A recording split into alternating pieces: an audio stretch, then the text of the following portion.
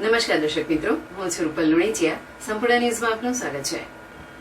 બનાસકાંઠા જિલ્લાના છેવાડાના ભાભરમાં વહીવટી તંત્ર દ્વારા છેલ્લા કેટલાય સમયથી ભાભર ન્યૂ એપીએમસીમાં ગાય સર્કલ, રાધનપુર 3 રસ્તા સુધીના બંને સાઇડોનું દબાણ હટાવવાનું તંત્ર દ્વારા ઘણા સમયથી નાટક ચાલી રહ્યું છે. દબાણ હટાવતા પહેલા શહેરમાં રિક્ષા દ્વારા લાઉડસ્પીકર એનાઉન્સ કરી દબાણકર્તાઓને ચેતવણી તેમજ નોટિસો ફટકારી અને ત્યારબાદ કોઈને કોઈ બહાને આ અભિયાન મોકૂફ રાખવામાં આવે છે, જેના લીધે આ હાઈવે પર ધંધા કરતા નાના મોટા લારી ગલ્લાવાળા તેમજ ચાની કીટલીવાળા તંત્રના આવા તાયફાથી કંટાળી ગયા છે. જ્યારે આજે ફરી એકવાર વહીવટીતંત્ર દ્વારા શહેરમાં એક નોટિસ ફરતી કરવામાં આવી છે કે આવનાર 6 સપ્ટેમ્બરના રોજ ભાભર એપીએમસીથી ગાય સર્કલ, રાધનપુર 3 રસ્તા સુધીના બંને સાઇડના દબાણો હટાવવામાં આવશે. ત્યારે હવે જોવું રહ્યું કે આ વખતે દબાણો તંત્ર હટાવશે કે પછી જેસે થેની સ્થિતિ સર્જાશે તે જોવું રહેશે.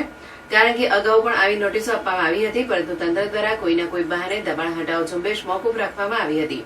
તો આ વખતે ભાભર હાઈવે પરના દબાણો હટશે કે નહીં તે તો 6 સપ્ટેમ્બરે જ ખબર પડશે.